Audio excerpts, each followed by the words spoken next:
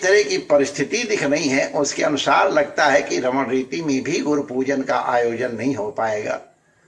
अन्य कई स्थलों पर भी गुरु पूजन का आयोजन किया जाता था जिससे कि बहुत अधिक जनसंकुल रमण रीति में न हो सके, तो वहां पर भी इस वर्ष गुरु पूजन का आयोजन नहीं किया जा सकेगा। और हमको मर्यादा का पालन करना है, जो हमारे संरक्षकों ने हमें निर्देश दिए उनका हम पालन कर रहे हैं, करेंगे ही। तो आप लोग गुरु पूजन नहीं करोगे ये नहीं होगा, आप इकट्ठे नहीं हो पाओगे वो एक अलग बात है, लेकिन गुरु तो तुम्हारे साथ है ना, वो तुमसे अलग कहाँ जाएगा। जब चाहो तो तुम अपने दिल में तस्वीर है गुरु की, जब जरा गर्दन झुकाई देख ली, जब चाह उनका चरण पूजन कर लिया। तो आप आनंद से गुरु पूजन करना। और गुरु पूर्णिमा के लिए कुछ इस तरह की व्यवस्था की गई है जिसकी समय इत्यादि की सूचना यथा समय आप लोगों को दे दी जाएगी कि श्री रमण रीति धाम में प्रातः काल गुरु विग्रहों का, श्री काशी कलापाचार्य जी का, सदगुरुदेव भगवान का, पूज्य महाराज जी का पंचामृत पूर्वक अभिषेक तथा महाभिषेक होगा, उनका श्रृंगार पूजन होगा। इसके अनंतर आप सब लोग अपने गुरु का पूजन करेंगे। चूंकि सबको इकट्ठा नहीं होना है, इसलिए पूज्य अधिकारी जी महाराज आप लोगों के प्रतिनिधि के रूप में और कतिपय जो संत हैं वो आपके प्रतिनिधि के रूप में आपके गुरुदेव भगवान का पूजन करेंगे। आप लोग तैयारी रखना, जिनकी इच्छा हो उनके लिए। एक तो आप केवल दर्शन करें पूजन का, वो भी उत्तम है, लेकिन और उत्तम है यदि आप गुरु पूजन करना चाहते हैं तो जिनके पास पादुका है वो पादुका का पूजन कर लें। जिनके पास पादुका नहीं है, शालिग्राम है, उनमें पूजन कर लें। गुरु में शालिग्राम में कोई अंतर नहीं है, शालिग्राम रूप है। जिनके पास नर्मदेश्वर है, नर्मदेश्वर रूप में पूजा कर लें। अरे और कोई ना तो कोई पवित्र सिक्का ही रख लें। हम गए थे पहाड़ में तो वहां एक पाषाण रख करके हमने शिव जी का अभिषेक कर लिया था। तो कुछ भी प्रतीक रख करके पूज्य अधिकारी जी महाराज हमारे आचार्यगण मंत्रोच्चारण करेंगे।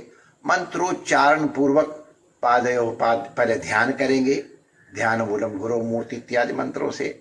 इसके बाद आवाहन करेंगे, आसन देंगे।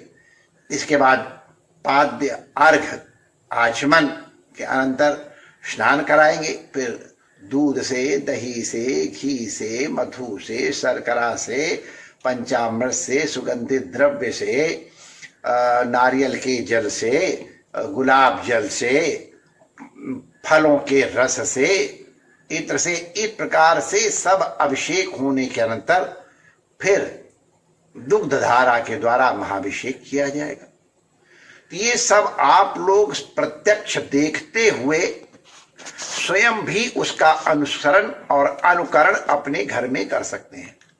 तो आपको यहां तो कुछ क्षण के लिए ही आने को मिलता है चरण पूजन के लिए। आप साक्षात गुरु के चरणों के दर्शन करते हुए निर्निमेष नेत्रों से उनका पंचामृत पूजन भी करेंगे, अभिषेक भी करेंगे।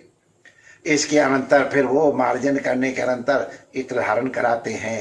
इत्र धारण करने पर फिर वस्त्र धारण कराते हैं, यज्ञोपवीत दर्शन कराते हैं, चंदन अक्षत ये सब जिस तरह से वो अर्पित करते हैं। फिर धूप दीप के अनंतर नैवेद्य अर्पण करके महाआरती करते हैं। ये सब आयोजन आप लोग पूज्य अधिकारी जी महाराज के साथ साथ जो आपके प्रतिनिधि के रूप में आपके और अपने गुरुदेव का पूजन करेंगे उसका आप दर्शन भी कर सकते हैं, अनुकरण भी कर सकते हैं, अनुसरण भी कर सकते हैं।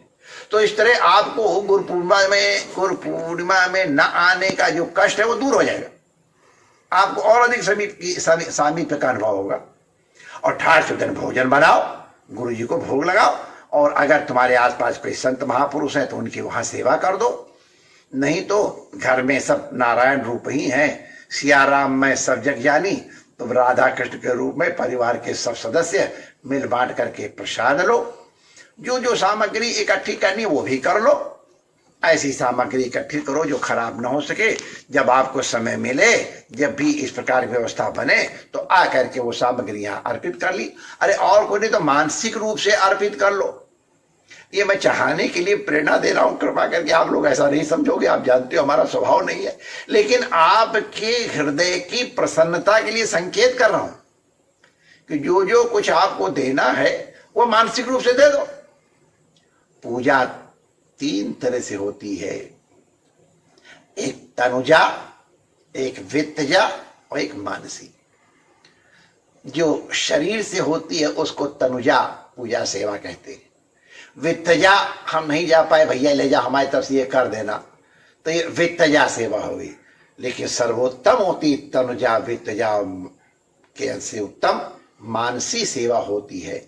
मानसी सेवा में हर वस्तु मानसिक रूप से गुरु को अर्पित की जाती है, तो वहां गुरु का विग्रह भी मानसिक रूप से प्रकट किया जाता है और वो अपने अत्यंत समीप होता है। जिस तरह तुम्हारा मन उस तरह गुरु जी को बैठा लो। तो मानसिक रूप से गुरु जी को बैठाओ, बैठा करके और उनकी जैसे भी षोडशोपचार से पूजा करते वैसे करो। जिन लोगों को अपनी कथा आती है, मानसिक सेवा का अभ्यास हो गया, उन लोगों को कई बार साक्षात भी अनुभव हुए। राजा आस्करण भोग लगा रहे थे कढ़ी का और ठोकर लग गई, तो ठोकर लगने से हाथ डुल गया तो वहां कढ़ी बिखर गई। तो मानसी सेवा अगर दृढ़ हो जाए, मानसी सेवा में अगर निष्ठा हो जाए, तो फिर वो प्रत्यक्ष सेवा से भी अधिक बढ़ के हो जाती है, क्योंकि इसमें द्वैत नहीं रहता है, अद्वैत हो जाता है। तो आप लोग प्रेम पूर्वक गुरु के साथ अद्वैत बन के एक हो करके, या गुरु शिष्य भाव से एकत्व की। हमारे बीच में कोई नहीं, आज हम गुरु चेला ही है, कोई हटाने वाला नहीं, कोई कोतवाल नहीं, कोई कुठारी नहीं, कोई भंडारी नहीं, कोई कुछ नहीं, हम एकांत में पूजा कर रहे हैं। तो इस भावना पूर्वक अगर आप पूजा करोगे तो आपको लगेगा तो बड़ा अच्छा हो गया। तो इस तरह से आप पूजन करके आनंद लेंगे।